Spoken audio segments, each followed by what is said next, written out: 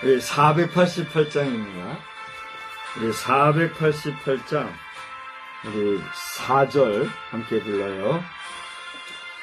바라던 천국 올라가 하나님 앞에 배울 때 구주의 의를 힘입어 어여시 바로 서리라.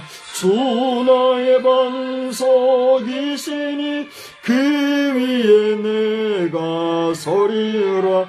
그 위에 내가 서리라. 아멘. 오늘 저녁에는 우리 큰딸 가족이 다 같이 이렇게 함께 예배에 참석하게 되었어요.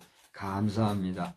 우리와 함께 신앙 고백하심으로 저녁 예배를 하나님 앞에 드리겠어요. 다 같이 신앙 고백하겠어요. 우리 친구들도 다 할 줄 알아요? 신앙 고백 다 같이 합시다. 전능하사 천지를 만드신 하나님 아버지를 내가 믿사오며 그 외아들 우리 주 예수 그리스도를 믿사오니 이는 성령으로 잉태하사 동정녀 마리아에게 나시고 본디오 빌라도에게 고난을 받으사 십자가에 못 박혀 죽으시고 장사한 지 사흘 만에 죽은 자 가운데서 다시 살아나시며 하늘에 오르사 전능하신 하나님 우편에 앉아 계시다가 저리로서 산 자와 죽은 자를 심판하러 오시리라. 성령을 믿사오며 거룩한 공회와 성도가 서로 교통하는 것과 죄를 사하여 주시는 것과 몸이 다시 사는 것과 영원히 사는 것을 믿사옵나이다. 아멘. 우리 찬송가 잠깐만요. 우리 찬송가 465장 부르신 후에 우리 멀리 대전서 오신 윤희수 목사님이 대표로 한번 기도해 주시겠어요?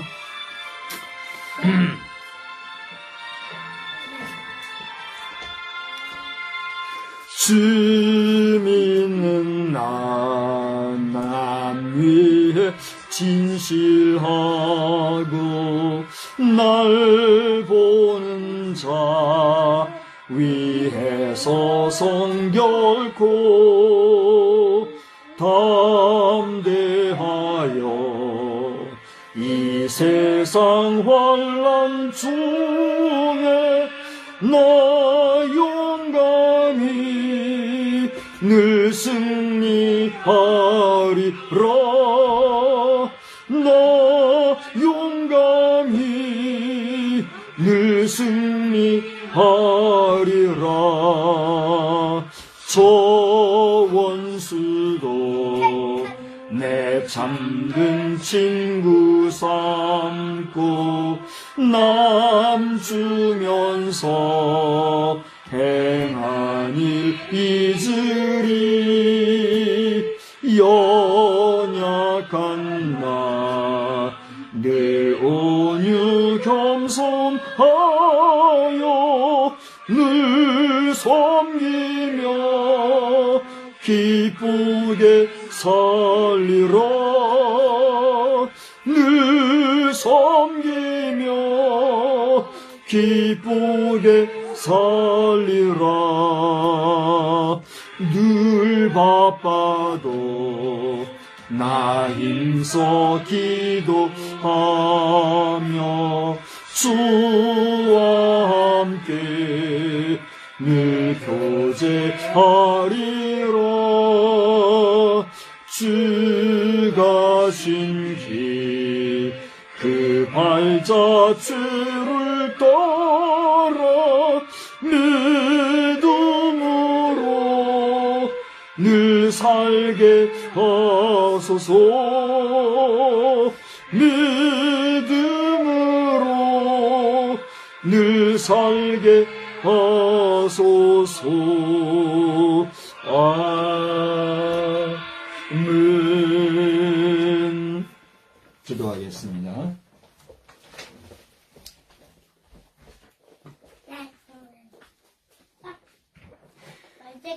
사랑의 하나님, 오늘도 구별된 마음으로 주일 저녁 예배에 사모하는 마음을 가지고 나오게 하시니 감사합니다. 예배의 자리를 타협하지 않고 예배의 자리에 불러주시고 또한 주일 하루를 마무리를 주님과의 시간으로 만나게 하시니 감사합니다. 이 시간 우리 육신을 주님께로 나왔사오니 우리 영혼이 회복되는 귀한 시간 될 수 있도록 인도하여 주시옵소서. 또한 오늘 말씀 전하시는 박성수 목사님께 입술의 권세를 허락하여 주시고 말씀을 더욱더 부어주셔서 주님 말씀이 살아 움직이는 레마의 말씀이 될 수 있도록 인도하여 주시옵소서. 오늘 또한 믿음의 동역자, 믿음의 가정, 영적 공동체를 우리에게 허락하여 주심에 감사합니다. 나 혼자서 신앙생활하고 천국 가는 믿음이 아닌 우리 모든 공동체의 일원이 함께 주님 믿어 구원받아 천국 갈 수 있는 믿음의 공동체 될 수 있도록 인도하여 주시옵소서. 오늘도 모든 걸 주님께 맡기며 예수님의 이름으로 기도드렸습니다. 아멘.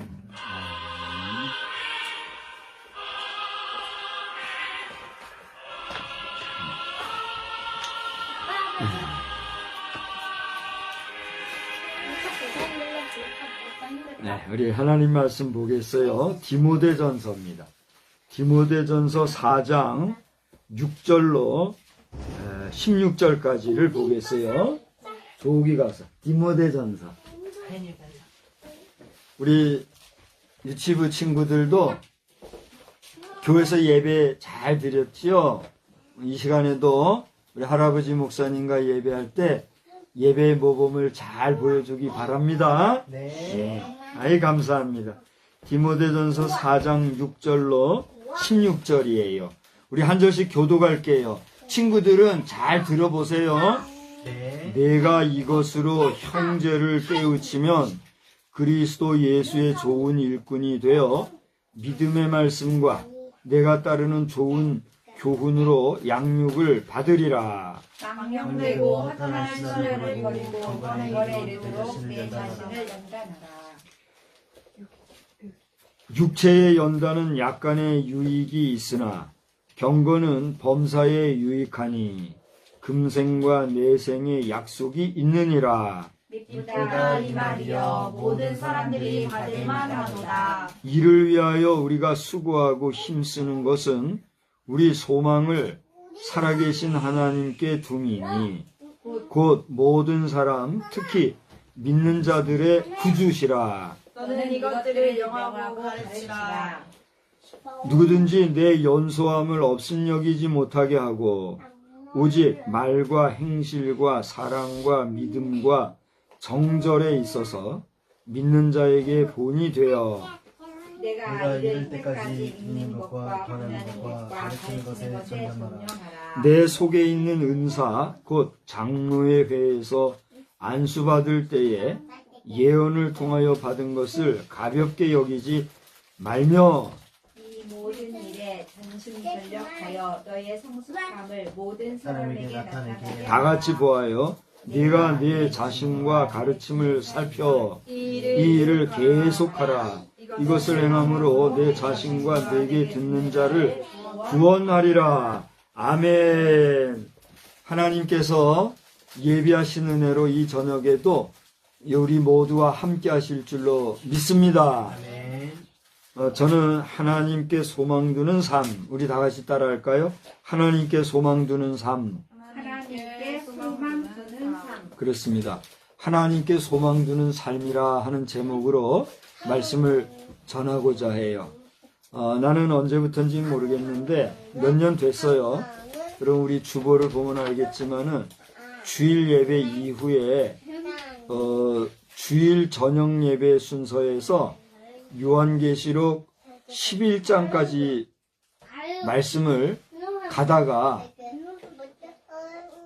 계시록 11장에서 14장 사이에 말씀을 본문을 놓고 그 질로 제가 멈춰섰어요. 계시록 14장 이후의 말씀은 내가 아직 전하지를 못하고 있다 이거예요.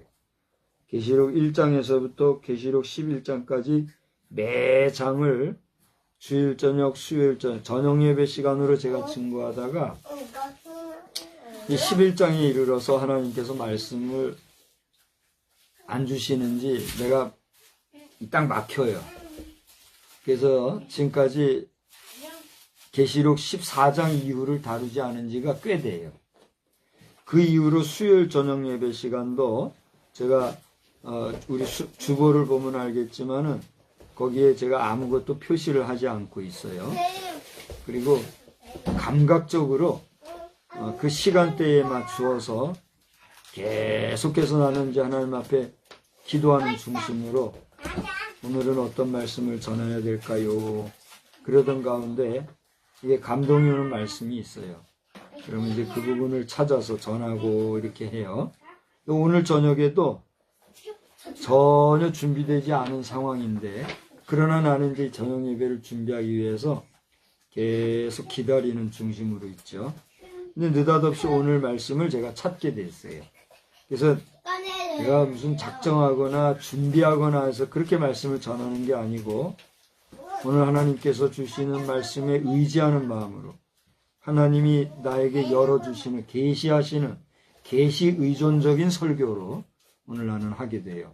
설교학을 우리 다 겪으신 분이로 알기 때문에 설교학에서도 그 설교의 장르가 여러 가지가 있다는 것을 잘 알 겁니다. 강의 설교도 있고 또 선언적인 설교도 있고 또 교육적인 설교 또 윤리적인 설교 뭐 여러 가지 설교의 장르와 콘텐츠가 다양한데 오늘 저녁에 나는 철저하게 하나님이 열어 보여주시는 하나님의 말씀에 의지하는 중심으로 하나님이 계시하시는 그 계시 의존적인 설교를 하게 되었다라고 하는 거예요. 계시라고 해서 그 뭐 이상한 사람들이 쉽게 말하는 계시, 뭐 하늘에 계시가 있었습니다. 뭐 신의 계시가 있었습니다. 이렇게 떠들어대는 잡다한 그런 계시가 아니라 말 그대로 하나님께서 열어서 보여주시고 깨닫게 해주신다 하는 그런 말씀의 계시. 하나님을 의지하는, 하나님께 의존하는 그런 중심이다 하는 거예요. 우리 설교자들은 이와 같이 하나님께 철저히 의지하는 중심으로 설교해야지 내가 뭘 해보겠다고 내가 뭘 연구해서 하겠다고 이렇게 하다 보면 메마르더라고요. 그것은 내 말을 하는 것이지 하나님의 말씀을 전하는 게 아니에요. 철저하게 우리 스피커들은 메신저죠. 우리 메신저 스피커들은 하나님께서 하시는 말씀을 내가 전한다. 내 입술로 나오는 이 말은 사람의 말이지만 이 말 속에 무엇이 담겨 있다고요? 하나님의 말씀이 담겨 있다라고 하는 그런 분명한 자기 정체성 속에서 또 하나 책임 있는 그런 메신저의 역할을 감당해야 될 것이다 하는 사실이에요. 그런 면에서 오늘 말씀은 여러분이 이미 잘 알다시피 바울 사도가 디모데를 향하여서 특별히 애정을 가지고 쓴 서신서잖아요. 그죠? 이 디모데 전서와 후서는 서신 형식, 다시 말하면 편지글로서 디모데에게 목회적인 교훈을 하고 있는 그런 내용이다 하는 것은 여러분 상식적으로 아실 거예요. 그런데 4장 1절을 와서 보면은 여러분 가진 성경에 보면은 참 감사해요. 이 예전의 개혁 성경 말고 요즘의 개혁 개정 성경은 그 문단별로 보면은 그 문단에 해당하는 테마, 그 주제, 제목이 딱딱딱 설정이 되어 있잖아요. 그죠? 성경 읽기가 얼마나 편해졌는지 모르겠어요. 근데 오늘 4장을 보면은 어떤 제목이 써 있어요? 여러분이 한번 읽어보세요. 그치, 거짓말하는 자들. 디모데야, 내 주변에 거짓말하는 자들이 있는데 그 거짓말하는 사람들을 주의해라. 그런 사람은 어떤 사람이냐? 2절을 보니까 뭐라고 그랬어요? 양심에 화인을 맞았고 외식함으로 거짓말하는 자다. 그렇게 얘기를 하고 있어요. 양심에 화인 맞았다는 건 뭐예요? 화인이 뭐예요? 화인. 화인이라고 하는 건 뜨거운 인장과 같은 그런 걸로 살에 지져서 도장을 내는 그게 화인이에요. 그러니 여러분 생살에 그 뜨거운 달궈진 인장을 갖다 박는다고 생각을 해봐요. 얼마나 뜨겁고 괴롭겠어요. 그 괴로움의 과정이 거치고 나면 그 찍혀진 것이 내 몸에 뭐로 남아요? 흔적으로 남아요. 그죠? 근데 여기서 양심이 화인을 맞았다고 하는 건 뭐예요? 하나님이 주신 선한 마음, 착한 마음, 깨끗한 마음, 성결한 그 마음이 불로 치진 것과 같이 고통 속에 자기가 하는 그 착한 마음이 거짓말을 하면서도 그게 거짓인 줄 모르고 괴로움 속에 사는 삶, 그걸 우리에게 보여주는 거예요. 그래서 양심이 화인 맞았다라고 하는 것은 그만큼 고통 속에 살아가는 사람, 그 심정을 표현할 때 양심에 화인 맞았다 이런 얘기하는 거예요. 여러분 양심에 화인 맞았다는 표현 들어봤어요? 못 들어봤어요? 들어봤죠? 그걸 얘기하는 거예요. 그래서 그렇게 양심의 괴로움, 고통 속에 사는 사람은 무엇으로 거짓말을 해요? 외식함으로 거짓말을 한다 그랬어요. 자, 저를 보세요. 나는 오늘 저녁 식사 전까지만 해도 자유롭게 활동복으로 입고 또 편안하게 그저 홈웨어로 입고 이렇게 앉아 있었어요. 그러다가 오늘 예배를 준비하기 위해서 뭘 했어요? 복장을 갖췄어요. 이 복장은 우리가 그 의류의 역사에 보면, 양복의 역사를 보면 지금 내가 입고 있는 이 의복은 정복일까요? 아닐까요? 잘 모르죠? 그 테일러라고 하죠. 양복. 양복점을 하시는 분들은 알아요. 영국 스타일의 양복 정장 신사복은 이렇게 입으면 이건 정장이로 쳐주질 않아요. 영국의 온전한 신사복은 이 안에 조끼를 입어야 돼요. 조끼를 입고 그 넥타이를 하고 조끼를 입고 다시 외투를 딱 입어야 이게 정장으로 쳐져요. 그러니까 나는 이 세미 정장이라 그래요. 우리가 콤비 스타일의 정장도 정장으로 쳐주지만 그거는 뭐라 그러죠? 콤비 복장이라 그러잖아요. 아래 위가 한 벌로 안 입은 콤비. 근데 이 정장은 세미 정장이에요. 사실은. 그래서 FM으로 양복을 아는 사람들은 이걸 정장이라고 여기지를 않아요. 여기 조끼를 받쳐 입어야 그걸 정장으로 친다. 이게 뭔 얘기를 하냐면 세미 정장 정도도 했지만 나는 이 예배를 이끌어가는 예배 인도자로서 뭘 한 거예요? 예를 갖춘다고 이렇게 했잖아요. 그러니까 어떻게 보면 내가 예복을 입기 위해서 세미 정장이라도 갖추고 여러분 앞에 이런 모습으로 나타난 것은 이게 뭘 하는 거예요? 외양을 갖춘 것이에요. 외적인 형식을 갖춘 거예요. 그렇죠? 외적인 형식, 외양을 갖추는 것, 그게 뭐예요? 외식이에요. 그러면 나는 여러분 앞에 지금 어떤 모습을 하고 있는 거예요? 외식하는 자로 있는 거예요. 사실은. 그래요? 안 그래요? 우리 대표 기도로 윤 목사가 나와서 기도를 했지만 편안하게 이렇게 할 수도 있어요. 그렇다고 해서 문제가 되는 것도 아니에요. 그리고 그게 편안하게 온 사람을 보고는 외식했다고 해요, 안 해요? 외식했다고 안 하고 편하다고 그렇게 얘기하잖아요. 그럼에도 불구하고 예로부터 오늘도 마찬가지고 앞으로 미래도 마찬가지겠지만 외식한다고 하는 것은 인간의 관계성 속에서 필요한 거예요? 필요하지 않은 거예요? 필요한 거예요. 사람이 외식이 없고 양식을 찾지 못하고 예를 갖추지 못하고 또 규격 있는 품격 있는 삶을 모르면 그 사람은 무엇과 같아요? 짐승하고 똑같은 거예요. 기분 나쁘게 들려서 이상하다고 생각하는 사람들이 있을지 모르나 그것이 범부와 짐승과 다른 우리 모든 예를 아는 사람들의 양식 있는 사람의 형식을 갖춘 외식적인 삶이다 이거예요.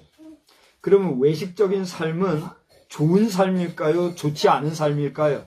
우리 이거 분명히 짚고 넘어갑시다. 외식하는 삶이라고 하는 것은 좋은 삶이에요? 좋지 않은 삶이에요? 저 목사님 이상한 말씀 전한다 이런 얘기하는 사람들은 그밖에 안 되는 거예요, 수준이. 그러니까 그딴 소리 함부로들 하지 말고 잘 들어보란 말이에요. 여러분 이제 얘기해봐요. 어떤 자리든지 격식을 갖추고 예를 갖추고 가야 할 자리에 예를 갖추지 못하고 가면은 그 사람이 환영받아요, 환영받지 못해요? 아무리 잘생기고 돈이 많고 해도 환영을 못 받게 돼 있어요. 그렇죠? 그러니까 외식이라고 하는 것은 불가피하게 우리가 오늘 낮 시간에 사회에 대한 이야기를 했습니다만 사회성을 갖추고 살아가는 인간 양식에서의 상식적인 삶에서 외식은 필요해요, 안 필요해요? 필요하다는 걸 우리는 인정해야 돼요. 그걸 부정할 수는 없어요. 그럼에도 불구하고 그 외식적인 삶이 지나치고 또 그렇게 형식을 갖추는 삶을 과도하게 높여서 형식주의자, 외식주의자가 되면 돼요, 안 돼요? 그거는 곤란하다는 거예요. 그래서 그런 외식주의자에 대해서 꾸짖고 또 그야말로 가차없이 내려쳐 하신 말씀을 누가 했어요? 예수님이 하신 거예요. 예수님이 뭐라고 했어요? 외식하는 사두개인과 바리새인이요. 그렇게 얘기했단 말이에요. 그럼 사두개인과 바리새인이 나쁜 사람들이냐? 여러분 어떻게 생각하세요? 사두개인과 바리새인이 그 당시의 시대 상황 속에서 나쁜 사람이라고 인정함을 받은 사람들이에요? 존경받고 인정받고 사회적으로 지도적인 위치에 있는 사람이에요? 두말하면 잔소리예요. 여러분 잘 알잖아요. 분명히 사회적으로 존중받고 인정받고 뒤에서 뭐 욕을 하든 어쨌든 그 자리에 있다고 하는 것은 아무나 그 자리에 갈 수 없을 정도로 높은 지위에서 존경받는 자리에서 사회를 이끄는 지도적인 위치에 있는 사람들이었단 말이에요. 그래요, 안 그래요? 그렇기 때문에 그들은 형식을 중시하고 외식적으로나마 꾸미어서 다른 사람들에게 허점을 보이지 아니하려고 조심하고 삼가할 줄 아는 그런 예의를 아는 사람들이었다 이거예요. 그러니까 의식적인 삶, 외식하는 삶이라고 하는 것은 그 자체가 잘못된 것은 아니란 말이죠. 그런데 그것이 과도하여 형식은 갖추고 외식은 갖추고 격식은 갖출 줄 알았으나 사람답지 못하고 불쌍한 사람을 보아도 외식하고 또 긍휼히 여길 자들 앞에서도 긍휼히 여길 줄을 모르고 그저 자신의 길만 가는 외식주의자가 된 그 형식적인 사람들에 대해서 예수님은 뭐라고 얘기한 거예요? 이 외식하는 바리새인과 서기관들이요, 하나님의 나라가 너희 앞에 임할 때에 너희가 받을 심판이 얼마나 큰 것을 알아라 이렇게 얘기하신 거예요. 그러니까 제가 요즘에 몇 번 여러분 앞에 말씀을 드렸지만 우리 목사된 자들이나 입법부, 사법부, 행정부 할 것 없이 나라를 다스리고 이끌어가는 사회 지도적인 위치에 있는 사람들은 하나님 앞에서 심판대 앞에 섰을 때에 그 받을 심판의 잣대가 더 무거울까요? 가벼울까요? 무거울 수밖에 없는 거예요. 그렇잖아요? 우리가 누군가를 심판할 때 그 사람의 죄값을 치를 때에 그의 위치에 따라서, 그의 행한 일에 따라서, 그 지위에 따라서 그의 모든 행위를 따질 때에 모든 사람을 똑같이 두고 똑같은 잣대로 평가할 수가 있어요, 없어요? 없는 거예요. 더 많은 책임과 더 많은 권리와 더 많은 재물과 더 많은 자격을 부여받은 사람은 그 받은 것만큼의 가치 있는 행동을 하여야 한다라고 하는 것이 하나님의 뭐예요? 심판의 잣대가 되는 거란 말이에요. 그러니까 우리가 한 달란트, 또 몇 달란트? 3달란트, 5달란트 맡긴 자에게 그 계산할 때에 그들이 남긴 것을 보았는데 많이 받은 자나 적게 받은 자나 하나님 앞에 가지고 올 때는 그 남긴 것으로 하나님 앞에 영광을 돌리는 거였잖아요. 그런데 그 자체, 다시 말하면 심판하시고 계산하시고 그것을 판단하시는 주인의 그 행위가 무섭다고 하는, 두렵다고 하는 그 핑계하에 자기가 해야 할 일을 하지 아니하고 그의 하는 역할을 묻어둔 그 사람은 나중에 주인 앞에서 어떻게 됐어요? 이 게으르다, 이 악한 자야 하면서 책망을 받은 걸 우리가 볼 수 있잖아요. 그러니까 역설적으로 우리는 하나님 앞에 심판받을 때에 그 하나님의 기준 앞에서 더 무거운 책임을 잣대로 놓고 심판받을 자가 있고 덜 무거운 잣대로 심판받을 자도 있다는 사실을 알아야 된다는 거예요. 여기에 대해서 기분 나빠할 사람들도 있을 거예요. 아니 그러면 하나님이 차별하시는 분인가? 누구는 더 큰 잣대로 심판하고 누구는 좀 적은 잣대로 심판한다. 그럼 나는 지도적인 위치에 있지도 아니하니 나는 하나님 앞에서 가볍게 심판받는다는 건가? 기분 나빠할 수 있어요, 없어요? 그런데 심판받을 때 덜 무거운 잣대로 심판받으면 그만큼 책망받을 일이 많아져요, 적어져요? 적어지니까 오히려 더 기뻐할 수 있어야 되는 거예요. 자, 그런 논리가 성립이 되는 거 아니겠어요? 여기에서 여러분이 엉뚱하게 누가 옳다 그러다 누가 잘났다 못났다 이걸 생각하면 지금 이 이야기가 무슨 얘기인지도 모르고 불쾌하게 들릴 거예요. 근데 중요한 건 뭐냐 하면 우리가 어떤 위치에 있고 어떤 일을 하며 어떤 역할을 감당하느냐에 따라서 받을 하나님 앞에서의 심판의 잣대는 분명히 그 잣대가 다르다는 사실을 알아서 내가 오늘 어떤 위치 상황에 있든지 간에 하나님 앞에서 사람 앞에서 어떻게 해야 된다는 거예요? 온전해야 된다. 성결해야 된다. 이걸 얘기하는 거예요.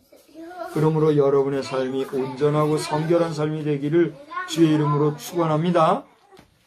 자, 외식 얘기하다가 여기까지 왔습니다마는 오늘 바울사도가 디모데에게 얘기하려고 하는 것은 바로 고대 2절에 얘기한 것처럼 양심에 화인 맞아서 외식함으로 거짓말하는 이런 자들이 있다고 얘기하면서 5절까지 보면은 디모데가 늘 많은 사람들 가운데 우리 교회 안에도 잘 보세요. 교회 안에 보면은요, 이제 앞으로 목회를 하다 보면은 유독 목사님 앞에 가까이 와가지고 친한 척하고 가까운 척하고 수시로 드나들면서 상담하면서 기도 제목 요청한다면서 여러 가지 면에서 목회자를 찾는 사람이 있을 거예요.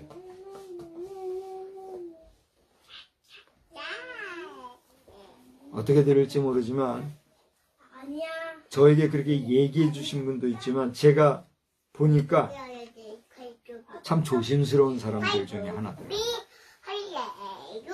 시간이 지나고 나면 그걸 깨닫게 되겠지만 나는 그걸 깨닫게 되었어요. 나는 지금 무임 목회 생활만 가만히 계산을 해보니까 총 10년 가까이 되는 것 같아요. 네, 우리 윤 목사님께 한번 물어봅시다. 지금 윤 목사의 위치는 어떤 위치예요? 어떤 타이틀, 어떤 직분 중에 있어요? 내 포지션이 어디예요? 목사예요. 목사인데 어디에 소속되어 있는 어느 교회 목사예요? 성결교단 목사. 성결교단 헷갈리고 아니 내가가 아니라 내가 감리교단 목사. 감리교단 목사잖아. 소속 교회가 어디예요? 지금 없습니다. 그죠? 그러면 지금 사실상 나는 어떤 목사예요? 그게 무임 목사예요. 그러니까 무임 목사라는 게 다른 게 아니에요. 내가 임지가 정해져 있지 아니하고 소속되어 있지 아니하는 이 기간이 무임 목사인데 그 무임 목사 기간이 여기는 짧은 거예요 지금. 물론 검사한 일이에요 그래도. 나는 그 세월이 길더라 이거예요. 이것도 하나님이 하시는 일이라고 하는 내가 나름의 확신과 고백이 있다 보니까 견디어내는 거고 또 이 사실, 이 현실을 버텨나가는 것인데 이게 결코 쉽지 않은 일이에요. 근데 중요한 건 뭐냐면 내가 어떤 위치에 있느냐에 따라서 하나님이 내게 주신 소임을 감당하는데 목회를 어떤 특정 교회에서 하다 보니 고대 얘기한 것처럼 가까이 하는 자일수록 더 조심스럽더라 이거예요. 무슨 얘기인지 알아듣겠지요. 바울사도는 거짓말하는 자들에 대해서 이야기를 하면서 그들을 주의하라고 하는 말씀을 하였는데 오늘 우리가 본문으로 택한 6절로부터 18절의 내용은 한마디로 말해서 이거예요. 나는 어떤 젊은 목사님 한 분이 나는 예수의 심장을 가진 목사입니다 라고 하는 자기 고백을 한 액자를 가지고 있더라고요. 나는 그것을 보면서 많이 교훈을 삼고 배우는 마음으로 그를 보고 있어요. 목사가 예수의 심장을 가지고 있다면 된 거예요. 근데 그 예수의 심장이 내게 있다 할지라도 그게 뛰지 아니하면 여러분 우리가 사람이요 심장이 멎어지면 그건 산 사람이에요 죽은 사람이에요? 죽은 사람이죠. 죽었다라고 하는 것은 언제를 기점으로 우리가 죽었다고 해요? 그렇습니다. 심장이 멎은 상태가 죽은 상태예요. 요즘에는 뇌가 멎어도 뭐라 그래요? 죽었다 그러죠. 뇌가 죽었다. 심장은 뛰어도 뇌가 죽으면 그걸 죽음으로 요즘은 친다 그래요. 그러나 고전적인 죽음의 선언, 사망 선고는 언제예요? 심장이 멎었을 때. 그러니까 예수의 심장을 우리 모든 예수 믿는 사람은 가졌어요. 아멘. 우리 확실하게 얘기합시다. 우리가 사람이라고 하면 심장을 가지고 이 심장이 있을 때 그게 사람이라고 하잖아요. 그래요, 안 그래요? 지금 태중에 태아가 있잖아요. 그 태아가 심장이 뛰는 걸 혹시 봤나요? 들었어요? 지금 몇 개월인데 벌써 심장 뛰는 소리를 들었어요. 아, 실제로 태아의 심장 소리를 들었어요? 초음파로 들었어요. 근데 잘 봐요. 이 모든 머리서부터 발끝까지의 태아의 체형은 형성이 됐는데 심장이 안 뛰는 아기가 있더래요. 그 얘기 들어봤어요? 안 들어봤어요? 그러면 그거는 제대로 생명이 잉태가 된 거예요? 안 된 거예요? 안 된 거죠. 그래서 얘는 심장이 없고 죽은 거니까 이거 걷어냅시다 하고 거기서 갈등을 겪는 스토리가 있는 그런 이야기를 제가 본 적이 있어요. 중요한 건 뭐냐면 한 생명체가 죽었다 살았다라고 하는 판단 기준이 뭐라 있단 말이에요? 심장이 있단 말이에요. 그렇다면 열을 보세요. 이제 중요한 게 당신이 그리스도인입니까? 당신이 예수의 사람입니까? 그렇다면 당신의 속에는 뭐가 있어야 돼요? 그 예수의 심장이 있어야 예수의 사람이라 할 수 있는 거예요. 아멘? 그런데 잘 보여요. 그렇다라고 하면 내가 그리스도인이다, 예수 믿는 사람이다 하면 나는 뭘 가진 사람이요? 예수의 심장을 가진 사람인데, 예수의 심장을 가진 그리스도인이라 할지라도 그 속에 예수의 심장이 벌컥 뛰지 아니하면 그는 예수의 사람이라는 이름은 가졌으나 어떤 사람이에요? 죽은 사람. 목사가 예수의 심장을 가졌을지라도 그 목사의 가슴 속에 예수의 심장이 살아 뛰지 아니하면 그 목사는 죽은 목사요, 산 목사요? 죽은 목사. 그러니까 예수의 심장을 가지고 예수의 사람으로서 온전히 우리가 살아가야 된다 라고 하는 사실에 대해서 여러분 이전 시간에 깊이 묵상하시기를 주의 이름으로 부탁을 드립니다. 저는 오늘 이 본문을 가지고 하고 싶은 얘기가 참 많아요. 그러나 하나님께서 주어진 말씀 안에서, 시간 안에서 이렇게 하게 하시고 또 나도 절제해야 되니까 그 본문에 다시 집중하면서 오늘 말씀 안에서 우리 한번 생각해 봅시다. 첫째로는 예수의 좋은 일꾼이 되어야 되겠다 하는 거예요. 6절 보니까 예수의 좋은 일꾼 그랬어요. 내가 이것으로 형제를 깨우치면 그리스도 예수의 좋은 일꾼이 되어 믿음의 말씀과 내가 따르는 좋은 교훈으로 양육을 받으리라. 여기서 양육을 받는다라고 하는 것은 누가 양육을 받는다는 거예요? 누가 누구에게 양육을 받는다는 거예요? 잘 봐요. 오늘 여기 보면은 내가 이것으로 형제를 깨우치면 그게 뭐예요? 그 앞에 4절 5절에 나오는 그 내용을 얘기해요. 4절 5절이 뭐라고 돼 있어요? 하나님께서 지으신 모든 것이 그 다음 뭐라고 그랬어요? 선함에 감사함으로 받으면 버릴 것이 없나니 하나님의 말씀과 기도로 거룩하여짐이니라. 그러니까 하나님 앞에서 감사함과 거룩함, 이것을 가지고 내 앞에 있는 형제들을 가르치고 그들을 깨우치면, 그리고 내 자신이 예수의 심장을 가진 예수의 일꾼이 되어서 온전하게 가면 그들이 누구라도 당신에게 뭘 받을 수 있다는 얘기예요. 양육을 받게 돼 있다 이거예요. 아멘. 내가 젊은 때에 나에게는 이 내 할아버님이 나에게 직접 훈계를 하시고 가르치시고 교훈을 하셨어요. 그때 이 종종 해주셨던 말씀 중에 하나가 이거예요. 내 연소함을 업신여기지 않게 하라. 오늘 본문에 보면 그게 나오죠. 몇 절에 나와요? 12절 보세요. 12절에 보면 누구든지 내 연소함을 업신여기지 못하게 하라. 요즘은요, 지금 우리나라가 이미 그 무슨 시대라 그러죠? 나이 많아서 무시하는 시대. 고령화 시대. 우리나라는 지금 고령화 사회로 접어들었어요? 안 접어들었어요? 이미 접어들었다고 해요. 우리 교회적으로나 사회적으로나 이 노인 연령층이 젊은 층에 대비해서 숫자적으로 보면 결코 많지는 않아요. 많지는 않은데 그 퍼센테이지 비율에 있어서는 확연할 정도로 노인의 숫자가 더 많다는 거예요. 근데 어디를 가도 일반 사회에서나 교회 안에서도 고령 인구가 많다는 거예요. 그러니까 앞으로 여러분이 갈 환경 속에는 어떤 환경이 펼쳐질지 모르나 젊은 사람이 많든 나이 든 사람이 많든 오늘 내가 연소할진데 연소함을 업신여김을 받지 아니하도록 온전히 그리스도의 심장과 성품을 가지고 나아가 오늘 4절 5절에 기록된 것처럼 범사에 감사할 줄 아는 마음과 거룩한 마음으로 나아가 하나님의 말씀으로 가르치고 훈계하고 교훈하고 양육하면 비록 나는 젊은 자라 할지라도 상대 내가 목회하는 목회 현장 속에서의 나이 많고 적음을 떠나 남녀노소 지식의 많고 적음 물질의 많고 적음을 따라 모두가 뭐하게 돼 있다는 거예요. 양육받게 돼 있다는 거예요. 양육이라고 하는 것은 누가 누구를 어떻게 하는 게 양육이에요.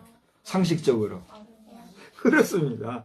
양육이라는 거는 성인이 그야말로 케어해 줄 수 있는 케어를 받고 성장하도록 해주는 그게 양육이에요. 그래요, 안 그래요?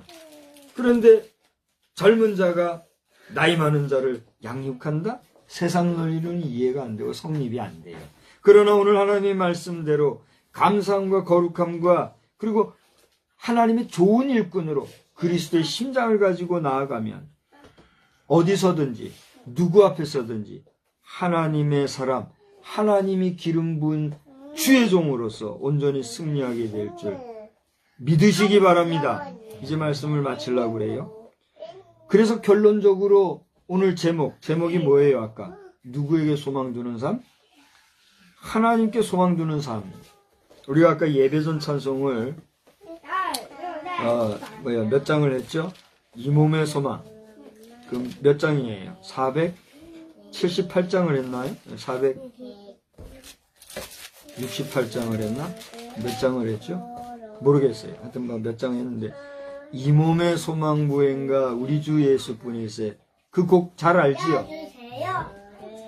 우리가 늘 불러왔고 잘 알고 자주 부르는 찬송이지만 그 찬송은요, 부르면 부를수록 우리가 주님을 바라보고 주님을 소망해야 될 이유를 다시 한번 곱씹게 해주는 귀한 찬송인 것 같아요. 여러분, 내가 힘이 들거나 어려울 때 사람들과의 관계성 속에서 소망을 잃고 낙심이 될 때가 있으면 이 찬송을 한 번씩 소환하시기 바라요.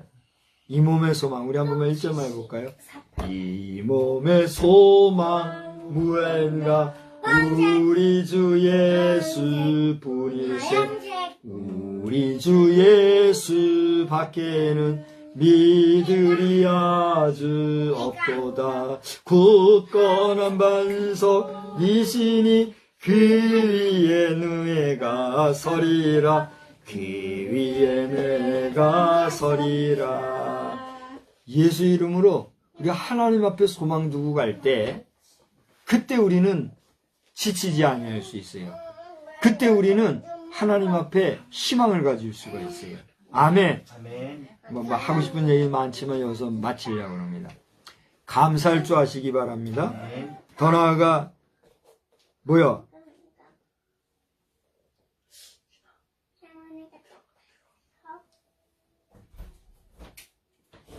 뭐라고 그랬어요? 감사함. 그 다음에 나를 거룩한 삶을 살아가는 여러분 되시기 바랍니다. 거룩하다고 하는 것은 또 할 얘기가 많으니까 여러분이 잘 묵상하시기 바라요. 감사함과 거룩함과 하나님 앞에 소망을 두고 나갈 때 우리 목회든 우리의 남은 생애든 범사에 승리할 줄 믿으시기 바랍니다. 여러분 가는 길에 하나님이 범사에 충만한 은혜로 함께 하시기를 주의 이름으로 축원합니다. 고마우신 하나님, 오늘 저희들은 이런 자리가 언제 또다시 만들어질지 알지 못하는, 예상하지도 못했고 생각하지도 못한 가운데 하나님 앞에 또 한 번 주일 저녁 예배로 모이게 되었습니다. 이 시간에 우리가 생각한 말씀은 바울 사도가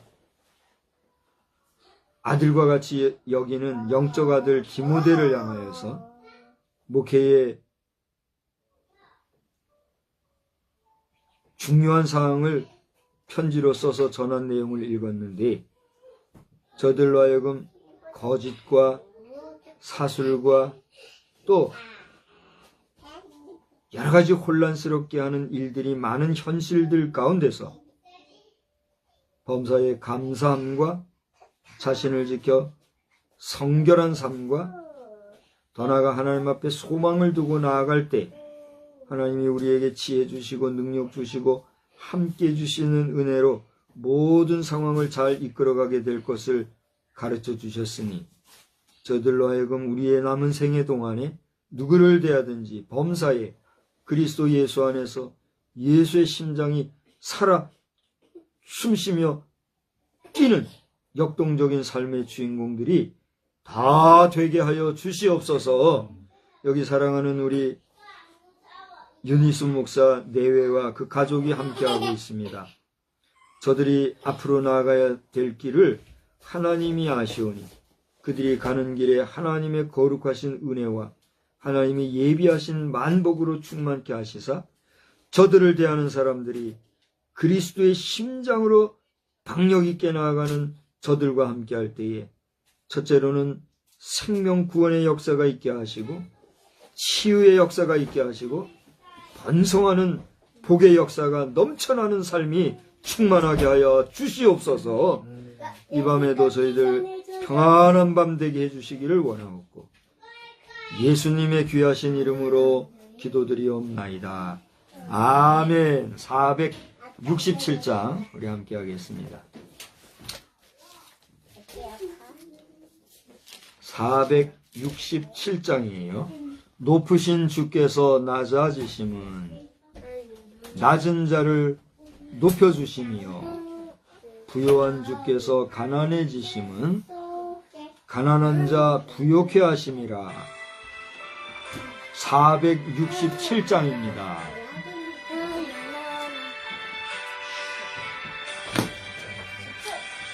높으신 주께서 낮아지심은 낮은 자를 높여주심이요 부요한 주께서 가난해지심은 가난한 자 부요케 하심이라. 주여 이 몸이 무슨 말씀 드릴까. 나의 작은 옷값을 주님께 드립니다. 거룩한 주께서 467장이요 겸손하셔서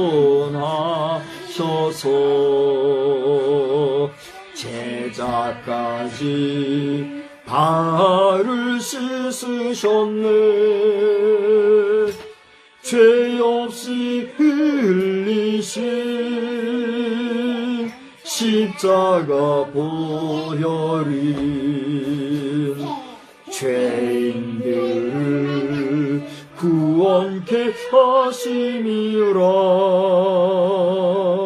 주여 이 몸이 무슨 말씀 드릴까.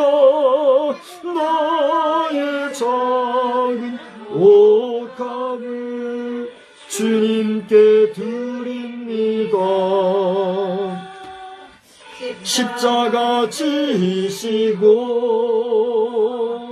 속죄 양되문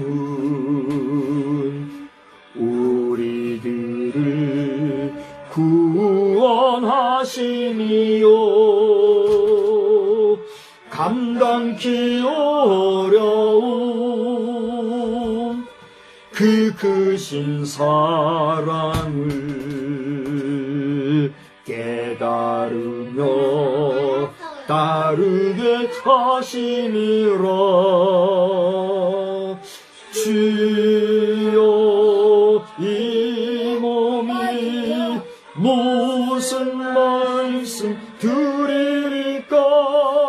나의 작은 옷값을 주님께 드립니다. 아멘. 이제는 성부, 성자, 성령님의 놀라우신 은혜와 역사와 사랑하심이 오늘 하나님께 소망을 두며 다시 한번 능력 있게 나아가기를 다짐하고 돌아가는 우리 모두의 크신 능력과 권세로 영원히 함께 계실지어다. 아멘. 아멘.